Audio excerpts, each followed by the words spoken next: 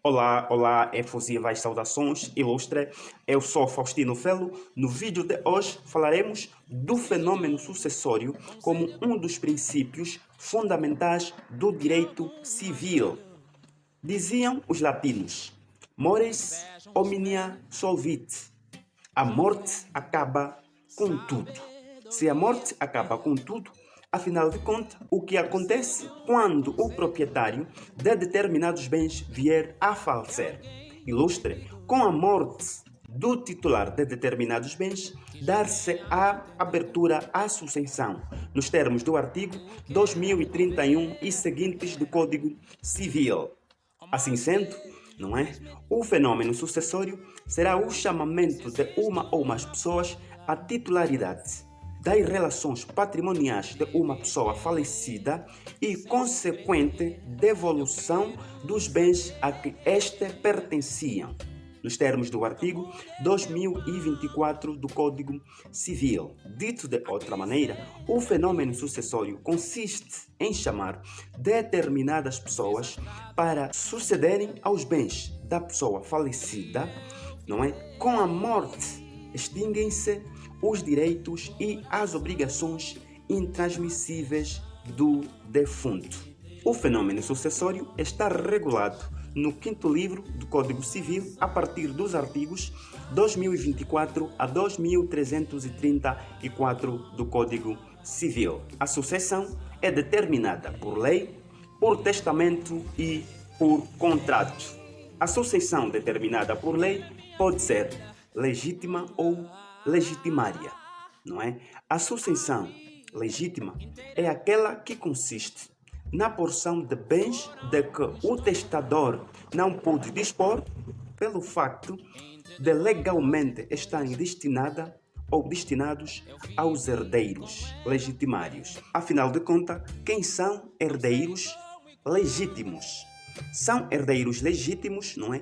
Os descendentes e ascendentes do defunto. Estamos a falar que os herdeiros legítimos são os filhos, pais e avós do defunto ou do decuio, nos termos do artigo 2156 e 2157, todos do Código Civil. O falecido, ou seja, o decuio, não pode afastar essas pessoas de serem seus herdeiros, salvo nos casos previstos na lei. A título de exemplo, a deserdação nos termos dos artigos 2166 do Código Civil. Nestes casos, o titular de determinados bens, o defunto, pode sim afastar uma dessas pessoas de suceder aos seus bens. Na classe dos sucessíveis, em primeiro lugar está os ascendentes, os filhos, são os filhos.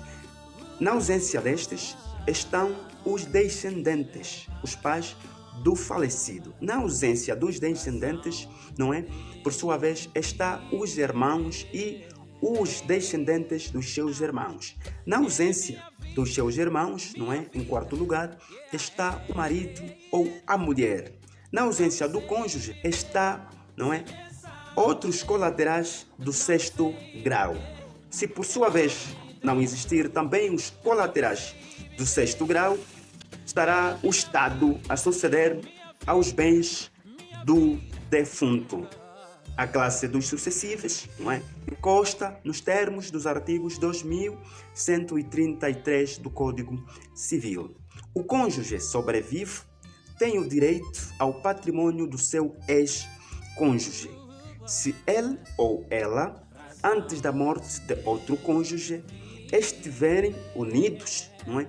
Pelo laço de casamento ou de união de facto reconhecida, conforme dita o artigo 1, número 2 do Código da Família.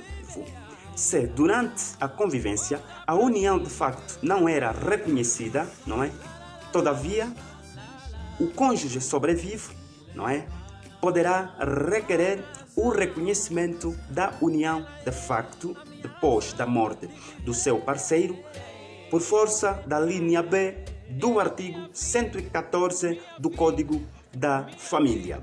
Contudo, a união de facto reconhecida, não é, produzirá os mesmos efeitos que o casamento produz, por força dos artigos 124 e 119 do Código da Família. E a união de facto terá o regime econômico de comunhão de adquiridos, à luz do artigo 49, número 3 do Código da Família. Por força deste regime econômico de comunhão de adquiridos, não é? O cônjuge sobrevivo, não é?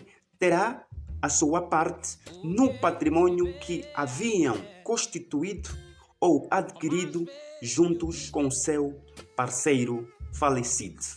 Com isto, antes da partilha da herança, o cônjuge sobrevivo terá 50% do patrimônio do decúio, nos termos do artigo 51 e 75 do Código da Família. A distribuição da herança é de competência do tribunal, que, por sua vez, fará um inventário, a descrição, o levantamento de todo o patrimônio que o defunto deixou. Uma questão que se coloca: se o falecido tiver filhos fora do casamento, será que estes filhos também serão chamados para sucederem aos bens do pai? A resposta é sim. Estes filhos serão chamados, sim, para sucederem aos bens do pai. Não é? Tanto é que esses filhos também serão ou são herdeiros legítimos. Têm os mesmos direitos que os demais filhos têm, por força do número 5 do artigo 35 da Constituição da República de Angola e por força do artigo 128 do Código da Família. Uma outra questão. Uma amante do casado, após a morte do seu parceiro, podem também reconhecer a união de facto? A nossa resposta é não. Não, porque o nosso ordenamento jurídico pune a bigamia como crime e, não obstante, defende o casamento monogâmico. Todavia, a amante ou o amante não terá direito à herança, mas este ou esta terá como usufruto aquilo que os seus filhos herdarem. Em segundo lugar, temos a sucessão testamentária. A sucessão testamentária, por sua vez, vem regulada nos termos do artigo 2179 do Código Civil. Tanto é que o testamento é feito antes da morte do testador. O testamento pode ser público ou cerrado. O testamento será público quando é feito perante o notário, nos termos do artigo 2205 do Código Civil.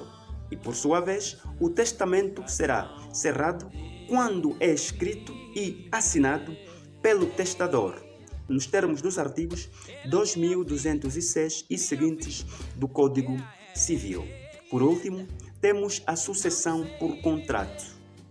Na sucessão por contrato, em sede do direito comparado, no ordenamento jurídico brasileiro, a sucessão contratual não é permitida ou não é permissível, pois não é possível haver herança de uma pessoa viva, só a herança depois da morte. Nestes e outros termos, a sucessão testamentária no ordenamento brasileiro não é admissível.